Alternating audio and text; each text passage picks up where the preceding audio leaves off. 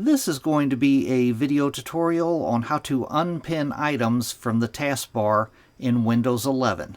Let me jump over to my desktop here. Okay, I'm on my desktop now.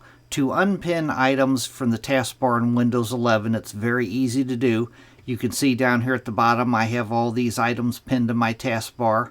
Say that I wanted to remove Opera, this one right here, from my taskbar.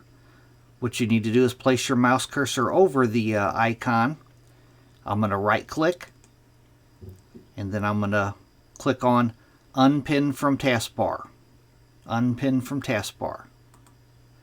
Now as you can see, that icon disappeared. It's no longer pinned to my taskbar. And that is all there is to it. You just place your mouse cursor over the software or the item that you want to unpin from your taskbar. I'm going to place my mouse cursor over this folder here. I got File Explorer pinned to my taskbar. I'm going to right click, and if I don't want to unpin that from the taskbar, but if I wanted to, I would just click on Unpin from Taskbar. Thanks for watching.